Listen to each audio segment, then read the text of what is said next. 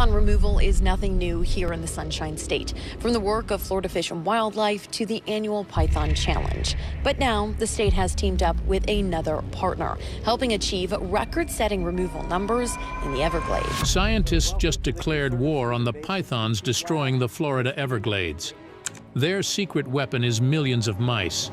But something is hidden inside every single one of those mice. Something sitting in your medicine cabinet right now. The same thing you give your kids for a headache. And the reason this plan might actually work is the most unexpected part of this entire story. This is one of the bait cartridges. There are 900 of these in each magazine on the helicopter with 4 magazines, so we'll dispense 3,600 of these before reloading. But when researchers ran the full numbers on what happens after those mice hit the ground, every single one of them went pale. Because the moment those mice landed, they started a deadly countdown nobody was ready for. The python Florida cannot shake. A Florida hunter's heart was racing as he approached a dead python. It was 16 feet long and its stomach was so swollen, like something had been forced inside it from the outside. He knelt down anyway. He made the cut. He reached in. And then his hands stopped moving. What he saw sent a chill down his spine. There were no bones. There was no blood. There were no fragments, no torn pieces, no scattered remains of anything. What his hands found was a deer. A whole deer. Hooves still attached. Antlers completely intact. The body had not been chewed, torn apart, or broken down in any way. He had been hunting his entire life and he had never once seen anything like this. A single python had swallowed an entire deer whole, antlers and all, without leaving a single mark on it. He stood up and looked at the men around him. Nobody spoke. Nobody moved. They just stared at the deer sitting inside the python. Because every government report, every wildlife briefing, every press release calling this an invasive species problem suddenly felt like it had been written by someone who had never stood where they were standing right now. The numbers that followed made it worse. Since 2017, state agencies and licensed hunters have pulled more than 10,000 Burmese pythons out of Florida's wild. Yet the population is not shrinking. The annual Python Challenge brings in competitive hunters from across the entire country and trained people who stalk wildlife for sport. Each competition removes maybe 100 to 200 pythons. Government contractors work every single day of the year. Private hunters walk the levees at night with headlamps strapped to their foreheads and catch pythons with their bare hands. Yet it is still not working.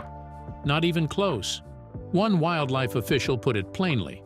It takes an average of 12 hours, counting the combined effort of all agencies working together, to catch a single python. Meanwhile, the pythons are breeding faster than they are being caught, and the population keeps climbing. Nobody knows exactly how many Burmese pythons are living in the Everglades right now. The most honest answer scientists can give is that the number is somewhere between tens of thousands and a figure that wildlife managers genuinely do not like saying out loud. Between 2008 and 2010 alone, over 30,000 python sightings were recorded in Florida, and that was before the population had fully exploded. Even trained herpetologists, scientists who have spent their entire careers studying snakes, show only a 1% success rate when trying to detect pythons hidden in a semi-natural environment. The pythons are invisible in the sawgrass. They do not behave like prey. They move like ghosts through a landscape that was built for them. And that landscape exists because humans, unintentionally, shaped it that way. Burmese pythons arrived in Florida almost entirely through the exotic pet trade. People bought them as hatchlings because they were cheap and unusual, roughly 2 feet long and easy to handle. Then the pythons kept growing. A Burmese python can reach 23 feet in length and weigh up to 200 pounds. It can grow from a 20-inch hatchling into an 8-foot predator in a single year. When owners could no longer control them, they simply released them into the wild. The U.S. pet trade imported approximately 99,000 Burmese pythons between 1996 and 26. Nobody tracked how many were released. Nobody knows how many are out there now. What is known is what they have done to everything else. A South Florida wildlife biologist recorded a 99% reduction in fur-bearing animals across large sections of the Everglades. Raccoons, opossums, marsh rabbits, foxes, all of them collapsing or already gone. The pythons have moved on to wading birds and, in documented cases, alligators. Every attempt to stop this has hit the same wall. You cannot hunt an animal you cannot find. You cannot trap a predator that does not need bait. You cannot poison a python when the poison will travel through the water and kill everything else living in it. So researchers stopped asking how to hunt the pythons and started asking a completely different question. What if the food supply itself becomes a weapon? But to understand why that question was even on the table, and why the answer would eventually come in the form of a dead mouse stuffed with a painkiller, you have to travel 8,000 miles to a small Pacific island that already lived through this exact nightmare decades earlier, with no playbook and nearly no survivors. The island that went silent. Dr. Julie Savage was a graduate student at the University of Illinois when she arrived on the island of Guam in the Pacific in the early 1980s. Julie had come to figure out why the birds were disappearing. Some locals had been blaming pesticides while others blamed disease. Nobody had a clear answer, and the disappearances were accelerating. Savage moved through the jungle trails, took notes, collected samples, and tried to find a pattern. Then one morning, she walked into a section of forest that stopped her completely. The forest should have been loud. Guam's jungles were historically filled with layered sounds from dozens of species that had lived on that island for thousands of years. But standing there that morning, Savage heard nothing. She stood very still and looked around her. Then she looked down. There was a completely motionless brown tree python at her feet, watching her. In that moment, Savage understood everything. She understood what had been happening across that island for 30 years, quietly, invisibly, and without a single alarm being raised until it was already over. Savage published her findings in 1987 in the journal Conservation Biology, and the scientific community was stunned. But by the time the paper reached them, it was already too late to stop what had started in 1952, when a brown tree python arrived on Guam inside a shipment of military cargo. It was unremarkable at the time, just a meter long, mildly venomous, and not aggressive toward humans. Wildlife biologists who crossed paths with it in those early years barely wrote it down. There was no reason to think it mattered. There was no reason to think it would matter until the silence came. The reason the python spread so completely and so fast comes down to one brutal biological fact. Guam's birds had spent thousands of years evolving on an island with no ground predators at all. They nested on low branches and laid their eggs in open grass. They had never developed an alarm instinct.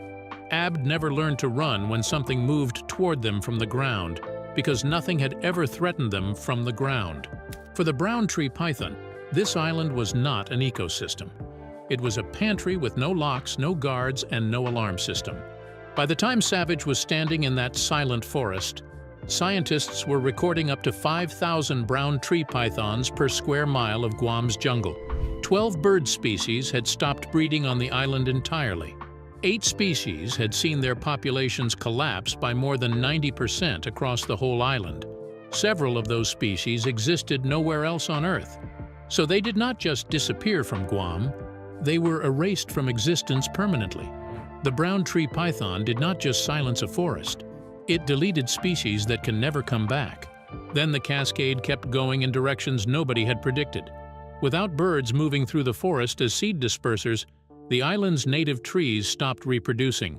Spider populations exploded to levels 40 times higher than on neighboring islands that had no pythons, because the birds that had kept those spider populations in check were no longer there. Guam did not just lose its birds.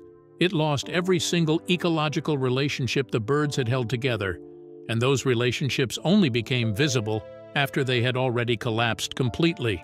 The brown tree python also spread into homes. It climbed into attics, walls, and cribs. There were documented cases of the python biting sleeping babies. Infant deaths were recorded that had never been seen before the invasion. This detail almost never appears in popular coverage of the Guam story, but it happened. Guam also suffered roughly 200 electrical outages every single year because the pythons were climbing power lines and bridging electrical transformers. The estimated economic damage from the invasion reached $4.5 million, and that figure does not include the birds themselves, who had been the pollinators and seed dispersers holding the entire forest ecosystem together. Savage's discovery did not just document a catastrophe, it started a race. scientists began searching desperately for a solution before every other island in the Pacific faced the same fate. That race ran for years through dozens of failed experiments until researchers landed on something that sounded, at first, completely insane. But to understand how the answer to Guam's nightmare became the answer being tested in Florida right now, you have to understand one strange biological fact about something sitting in your medicine cabinet at this very moment. The Tylenol in your cabinet. Acetaminophen is the active ingredient in Tylenol. It is one of the most common painkillers in the world. People take it for headaches, fevers, and sore muscles. It is considered so safe that it sits in medicine cabinets in homes with children. And it turns out that acetaminophen is one of the most effective python-killing compounds ever discovered. A dose of roughly 80 milligrams kills an adult brown tree python. That is less than 1/4 of a single standard adult Tylenol tablet. Researchers eventually calculated that a single pharmacy bottle of standard Tylenol contains enough acetaminophen to theoretically kill hundreds of pythons. The weapon that Guam scientists had been searching for years was sitting in every bathroom cabinet on the planet the entire time. The reason Tylenol kills pythons comes down to how their liver works. Human livers process acetaminophen safely using a specific biological mechanism called glucuronidation. It is an enzyme pathway that breaks the compound down and removes it from the body without damage. Pythons do not have this enzyme pathway. When a python consumes acetaminophen, its liver cannot process the compound at all. So the liver begins to shut down and the python dies. There is no recovery and no resistance. The biological vulnerability is absolute, but the challenge was always delivery. You cannot just scatter pills across a jungle and expect a python to find them. However, researchers soon realized that you could place 80 milligrams of acetaminophen inside a dead mouse. You could then attach that mouse to a small cardboard streamer, a thin paper tail specifically engineered to catch in tree branches, and hold the bait in the canopy rather than let it fall to the ground. Then you could load those mice into a helicopter magazine and drop them from the air across targeted sections of jungle. This streamer design took years of field testing to get right. Early experiments showed that bait landing on the ground was immediately consumed by the wrong animals, like ants, feral cats, and ground-feeding birds. The aerial delivery system was engineered specifically to keep the bait suspended in the tree canopy, the zone where pythons hunt. Every detail of that dead mouse was designed as a weapon. The weight of the body, the length of the streamer, the decomposition rate of the mouse timed precisely to match the window during which a python would strike. Nothing about it was accidental. The USDA National Wildlife Research Center field-tested the mouse drop concept in Guam during the early 2000s, with biologist Bryce Ohashi coordinating the earliest large-scale operations. The initial trials dropped roughly 2,000 baited mice into targeted sections of jungle. Post-drop surveys found that python numbers in the treated areas had fallen by 80% in single operations. It was not complicated, it was not expensive, and it worked in ways that conventional trapping and hunting had never come close to matching.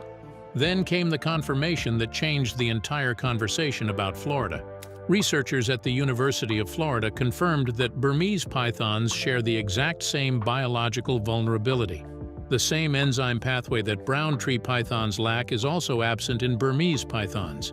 The painkiller in a standard bottle of Tylenol is just as lethal to a Burmese python in the Florida Everglades as it is to a brown tree python in the jungles of Guam. So the question became unavoidable. If it worked on Guam, then why not Florida? The answer to that question starts with a biological detail that almost nobody talks about when this idea gets raised in conservation circles, often for ethical reasons. Adult Burmese pythons do not eat mice, but their babies do. That single fact changes everything about how this strategy actually works. Why they're killing the babies. Dr. Kristen Hart has spent years moving through some of the most difficult terrain in the Florida Everglades on foot, following signals from tiny transmitters she attached to hatchling Burmese pythons. The ground is waterlogged, the sawgrass cuts through clothing. Human hunters almost never make it into these zones because the terrain makes it nearly impossible. But the hatchlings go there easily, and Hart follows them because what they do out there matters more to the future of this crisis than almost anything happening above ground. What Hart found changed the entire strategic logic of the mousetrap program. Juvenile Burmese pythons, meaning hatchlings and young pythons in their first 1 to 2 years of life, behave completely differently from the massive adults. At that size, roughly the same body length as an adult brown tree python, mice are exactly the right prey. Juvenile Burmese pythons actively hunt small rodents. They are always hungry, fast, and constantly searching. But the detail that makes the mousetrap strategy viable is not just what they eat, it is where they go to find it. Juvenile Burmese pythons climb a lot. Adult Burmese pythons are enormous, heavy animals that spend most of their time in the water or pressed flat into heavy ground cover. They do not go into the canopy. But young pythons move through low branches, vegetation, and the exact vertical zone where a cardboard streamer bait mouse would end up hanging after a helicopter drop. That behavioral truth, the climbing, the constant movement, the small prey hunting, is the entire biological foundation of the mousetrap strategy applied in Florida. The bait is designed for exactly the size and hunger profile of a juvenile Burmese python. Hart's tracking work also revealed something researchers had not fully anticipated. Hatchlings disperse much further from their birth sites than expected, sometimes several kilometers within their first weeks of life. A single clutch of 80 eggs does not produce a neat, localized pocket of juvenile pythons. It produces a wave of small, fast, hungry predators moving outward in every direction through the sawgrass. This means the mousetrap zones cannot be targeted only to known nesting sites. The bait has to blanket the entire landscape to intercept juveniles that have already spread across enormous distances. To understand what is at stake in each of those clutches, consider what a female Burmese python goes through to protect her eggs. She does not simply lay them and leave. She coils her body tightly around the entire clutch and uses muscular shivering to generate heat, raising her body temperature above the surrounding air to keep the eggs at exactly the right temperature for the full 2-month incubation period. She does not eat during that entire time. She sacrifices up to 23% of her own body mass to keep those eggs alive. She is not passive, she is completely committed. And there are hundreds of these clutches sitting in the sawgrass right now, each one being protected by a female that has given everything to bring it to life. The mousetrap strategy is designed to intercept the hatchlings that survive from those clutches before they reach adulthood. The juvenile pythons that survive in the wild are already the toughest, most capable individuals in each clutch because the weak ones do not make it. The mouse drop targets the entire cohort before natural selection has already removed the most vulnerable ones. So you are not just killing the easy ones, you are killing all of them.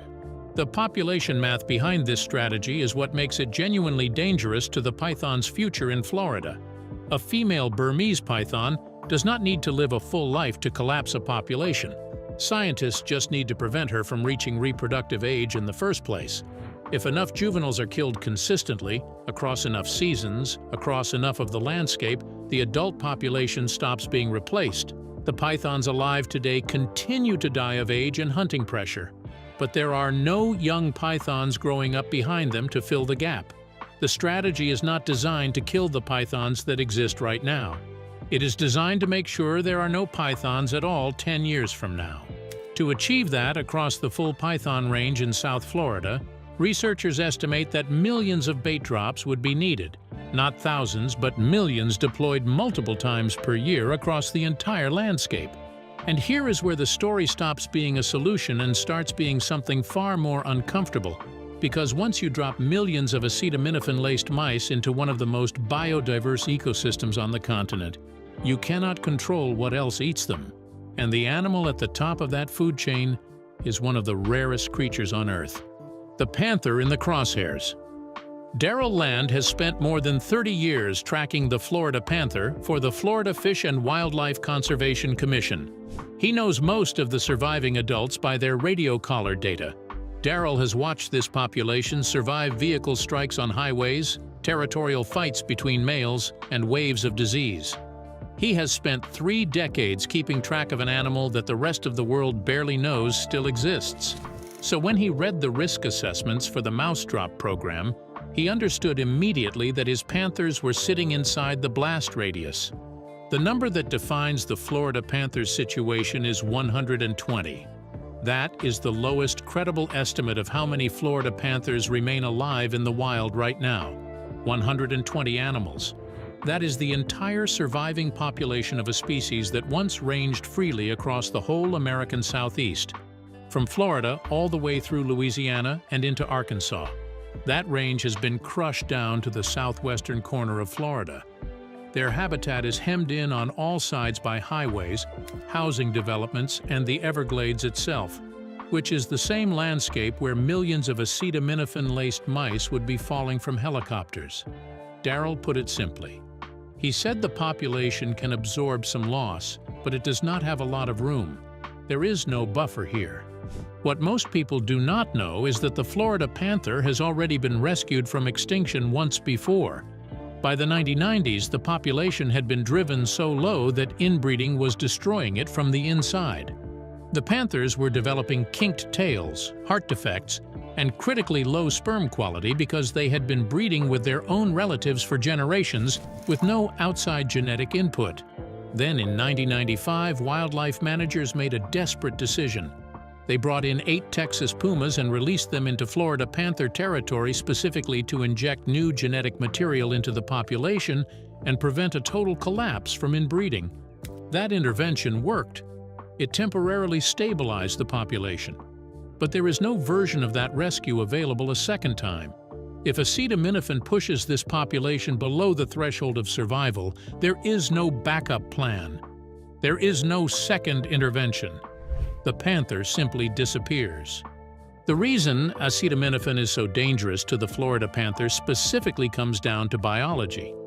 Cats, including Florida panthers, lack the enzyme pathway that allows human livers to safely process acetaminophen.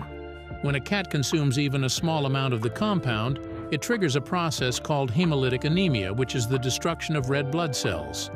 The blood loses its ability to carry oxygen. Then liver failure follows. A dose of acetaminophen that might cause temporary illness in a 30-pound raccoon is enough to kill a 130-pound Florida panther. The exposure is not a theoretical risk. It is a near certainty based on how panthers actually behave in the wild. Florida panthers are apex predators that primarily hunt deer and wild hogs. But apex predators are also opportunists. A dead mouse on the ground requires zero effort, zero risk, and delivers free protein. That is the kind of meal a large cat takes without thinking twice. Panthers also scavenge, investigate unfamiliar smells, and move through exactly the terrain where bait drops would be concentrated. A single male panther's home range can cover up to 200 square miles. A male moving through his normal territory in 1 week will cross dozens of proposed bait drop zones without ever knowing what he's walking into. Picture it clearly. A Florida panther, one of 120 left on Earth, moves through the scrub at dusk. It finds a dead mouse hanging in low branches. It eats the mouse in 3 seconds. Then it walks away into the dark, already dying, with no way to know it and no way to stop it. Darrell said the math is terrifying. He said you cannot just drop millions of anything into panther habitat and assume the panthers will not interact with it. He said these animals cover enormous ranges, and they will encounter the bait. Every single risk assessment produced for the mouse drop strategy reaches the same conclusion. The program cannot be deployed within or adjacent to active panther range without an unacceptable probability of accelerating an extinction that is already in progress. And panther range and python range in South Florida overlap almost completely. The cure and the disease occupy the exact same ground. But the panther is not the only animal that makes this equation impossible. The eastern indigo python is the longest native python in North America, and it is one of the only animals in Florida that will actively hunt and kill juvenile Burmese pythons. It does not avoid them. It pursues them and eats them. It is the biological check that nature provided against the exact problem Florida is now trying to solve. Its population has been collapsing for decades under habitat destruction. There are active, expensive government programs working right now to rebuild indigo python numbers through captive breeding and reintroduction. The eastern indigo python eats mice. So if the mouse drop program begins, The one animal that nature built to fight juvenile Burmese pythons will surely find the bait. Whether acetaminophen is lethal to the eastern indigo python is completely unknown because no one has tested it. But the risk is real. Yet almost nobody in the mainstream conversation about this strategy mentions it at all. But the food chain damage does not stop there. Now look at it this way. A squirrel eats a poisoned mouse and survives, but acetaminophen residue stays inside its tissues. An owl catches that squirrel and feeds the carcass to its chicks. Young raptors have almost no tolerance for the compound. A single contaminated meal can kill a nest of chicks. Owls, red-tailed hawks, and bald eagles will all take a dead mouse from low vegetation, especially during the lean months when other prey is scarce. The Everglades supports 350 bird species, 60 reptile species, 40 mammal species, and 50 species of fish. Every link in that food chain is holding something else up. Pull the wrong one and you do not know what falls. And then there is something underneath all of this that the mainstream conversation about the mouse drop strategy almost never includes. Something that may make the entire problem worse than anyone has ever publicly admitted. The upgrade. While scientists were designing the mouse drop program, the Burmese pythons in the Everglades were quietly doing something that nobody planned for and nobody announced loudly enough. They were changing. When USGS researchers ran genetic analysis on roughly 400 Burmese pythons captured across South Florida, they found something that stopped the lab cold. At least 13 of the pythons were not pure Burmese pythons. Their DNA revealed that they were hybrids, the biological offspring of Burmese pythons and Indian pythons, two separate apex constrictor species that are not supposed to interbreed in the wild. The snakes looked like Burmese pythons on the outside. Their scales, their coloring, their physical shape all matched what hunters and wildlife managers had been identifying for decades. But underneath the surface, in the DNA, there was something different and something more dangerous. Lead researcher Margaret Hunter from the USGS described it directly. She said the snakes in South Florida are physically identifiable as Burmese pythons, but genetically there seems to be a different, more complicated story. That complicated story has consequences that go far beyond what the numbers suggest on the surface. Indian pythons and Burmese pythons are distinct species with different strengths. Burmese pythons dominate wet, marshy environments. They are powerful in the water and devastating in the sawgrass. Indian pythons are smaller and faster. They thrive in higher and drier terrain, the kind of habitat that Burmese pythons do not naturally move through. When those two sets of traits combine in a hybrid offspring, the result is an animal that potentially carries the best capabilities of both parents. Hunter explained that interbreeding can lead to what scientists call hybrid vigor, meaning the offspring inherit the strongest traits of both species rather than a weakened middle ground. In an invasive population, she said, this could result in a broader and more rapid spread across new territory. The implications of that are severe. If the hybrid pythons carry the Indian python's ability to thrive in drier, higher terrain, the invasion is no longer contained to the Everglades.